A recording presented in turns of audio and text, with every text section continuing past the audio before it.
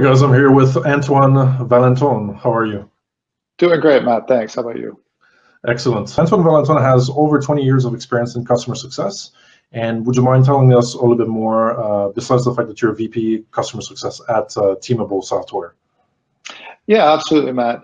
I mean, I think what I've learned in the years that I've been working in SaaS and customer success is that I don't have a magic wand. I can't, solve all the problems myself. And it's not even just the customer success organization. Really, my beliefs are methodologies are based on winning as a team. And customer success is just one team within an organization. And it really takes a partnership with sales, marketing, engineering, product team, QA, etc. So today we're going to talk about customer success and what it looks like, what it's going to look like in, let's say, a couple of years or in a few years. What sort of characteristics do you see in today's customers? And Yeah, are we great. talking about BDC or B2B? Yeah, a great question. So this will apply to both, really. Again, my vision of the future of customer success as it continues to evolve. Customer success is no longer sort of this new thing that nobody's ever heard of. It's actually been established now for at least 10 years. So my thought was to sort of describe where I see it going in the future. And in order to answer that question, what you first have to know is have a basic understanding of human behavior and human characteristics today. So there's five things that I focus on that sort of identify us in general as people living on this planet. Number one, thanks to the internet, there's an abundance of information available at all times to everyone. So buyers, consumers are more educated than ever before. No longer do you have to rely on a salesperson for information about a product or a solution. You can go on the internet and research as much as you want and find quite a bit of information. Research shows that customers are about 57% along the way of a decision-making process before they decide to engage with a vendor, right? So think about that. They're more than halfway through a decision-making process before they're even willing to engage with a solution provider, all right? That's number one, more educated than ever before. Number two, there's 6.8 on average, 6.8 stakeholders involved in the decision-making process.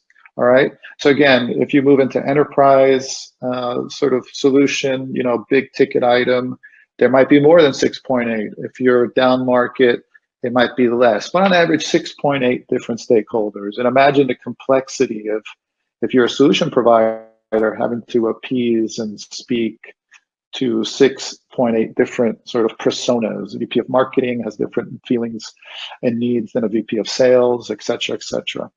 So that's number two, more stakeholders. Number three, in general, humans are quite risk averse. We do whatever we can to avoid danger, things that can hurt us and get us into trouble. So as it pertains to, SaaS and SaaS solutions, buying a solution is a risky proposition because it may not work.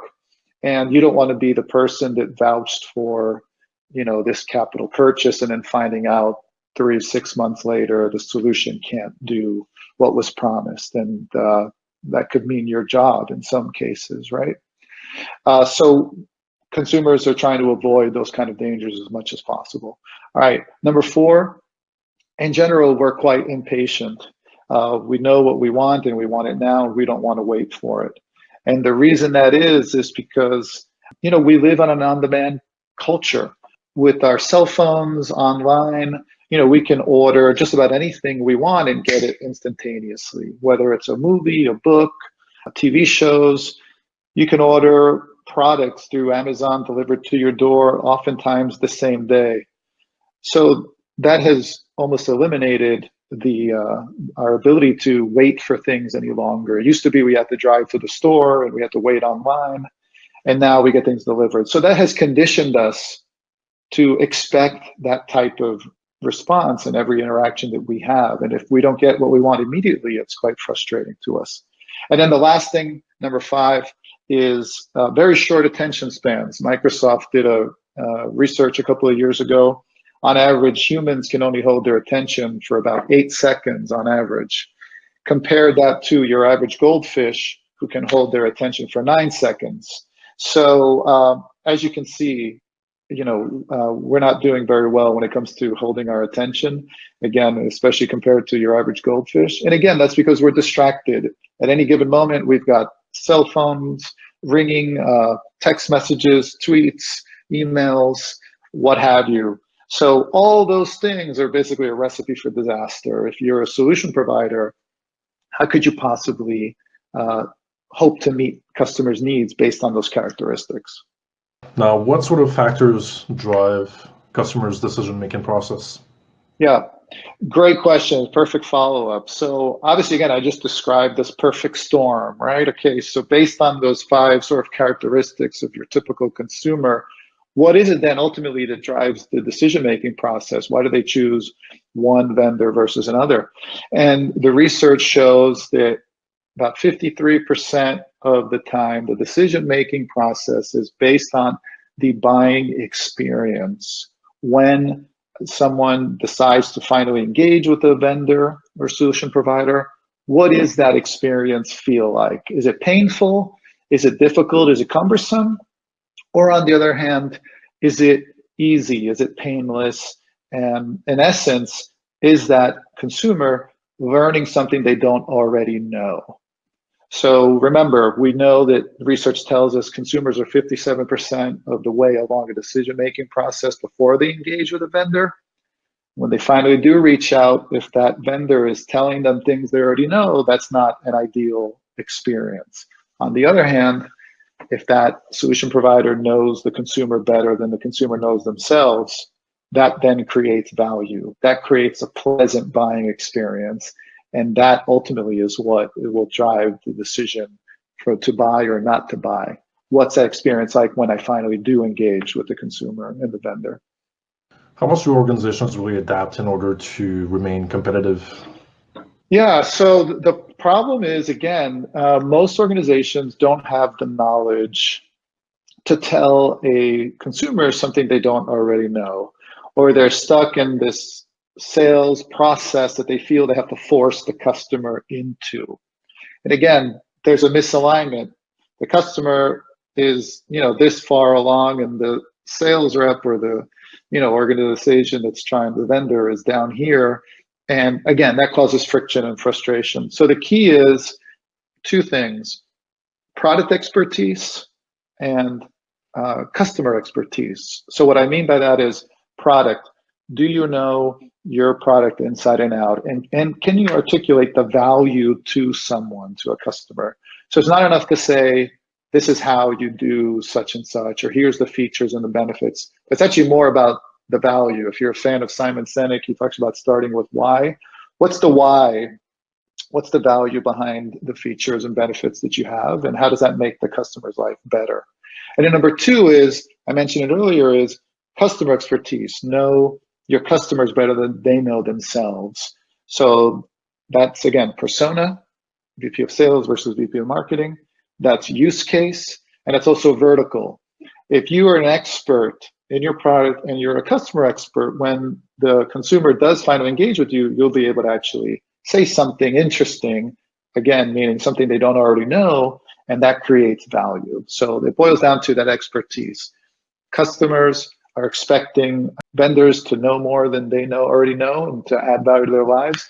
So organizations have to adapt, make sure they're enabling their people so they can have these value-added conversations. And more often than not, I find that's not the case, which causes quite a bit of frustration for consumers.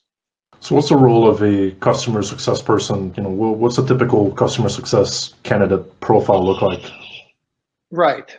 So I can answer that in part by finally saying, what does the future of customer success look like in 2020 and beyond?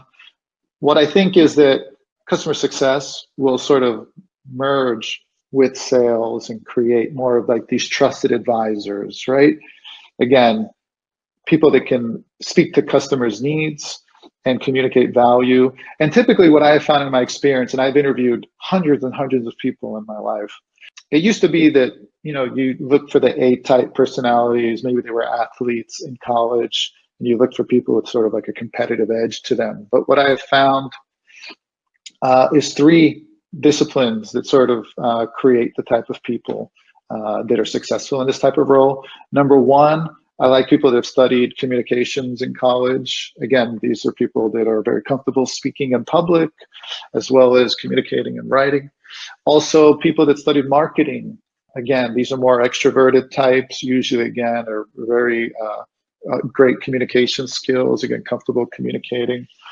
And then third, and this is the one that kind of catches people by surprise, is I'm a big fan of psychology majors. People that have studied the basic understanding of the human decision-making process and why we do and say the things that we do.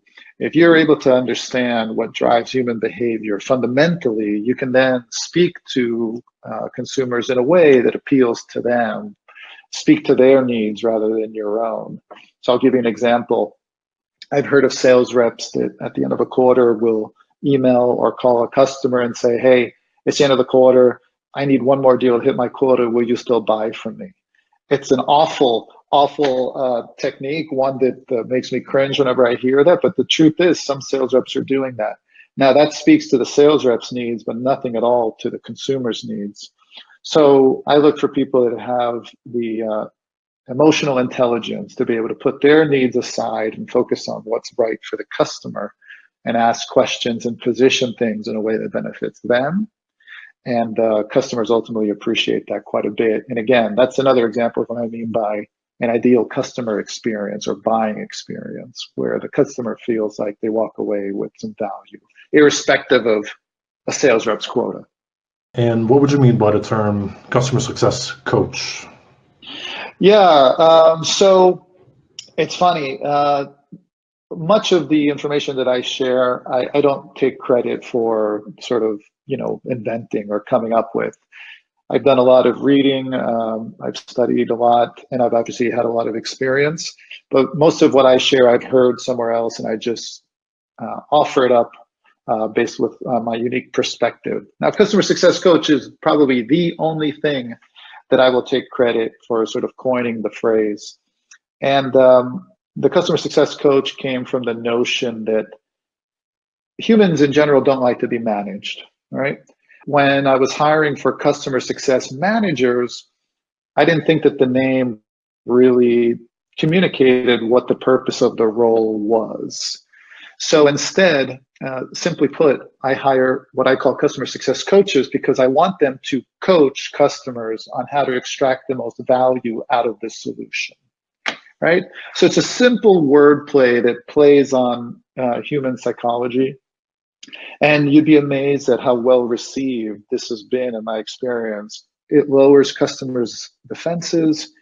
It makes them feel more like you really care about them. And they don't see you as sales reps in disguise or somebody that's trying to manage them. So, again, you want to go beyond the typical customer-vendor relationship and become a value-added partner or advisor. And something as simple as changing the name from manager to coach really sets the customer's mind at ease. And again, it's another example of what I mean by that buying experience. When a consumer interacts or engages with the solution provider, what's that like? And something as simple as that really helps put things in a positive light for customers where they feel like you're looking out for them rather than yourself. What really makes a customer success coach valuable to customers? Well, basically, in short, it's having the ability to tell them something they don't already know. Again, I mentioned customers are more educated than ever before, and they're looking for somebody to tell them about something they don't already know. So it's one thing to be able to respond and answer questions, right? But I think the best customer success practitioners, again, aren't waiting for the phone to ring. They're proactively reaching out to customers and they're educating them. They're creating awareness around value that they haven't realized yet or they haven't even thought about. So I think that's really the key right there, is knowing the customer better than they know themselves and be able to tell them something that they don't already know. Any last words, any last pieces of advice, anything you'd like to share? Yeah, I think in short, again, I'm a firm believer in winning as a team. So I would say to anyone out there, whether you're in customer success or any other function, really try to think beyond your personal self or even your team. I would say be willing to partner with those other players, sales, marketing, engineering, QA, what have you, because if you can all get on the same page and work together towards a common goal, you significantly increase the chances of your organization winning in the marketplace. So win as a team. That's a great one-liner. Any calls to action? What would you like people watching this to do? Would you like them to go on your profile, contact you, do something? Yeah, I would say if anyone has any questions and would want to learn more, or has any feedback, want to challenge any of my assumptions, I'm open to all feedback, positive or negative. You can find me on LinkedIn or on Twitter. It's Antoine V1479. Thank you so much, Antoine. Thank you too. Appreciate it. Have a great day. All right, take care. Bye-bye. Bye.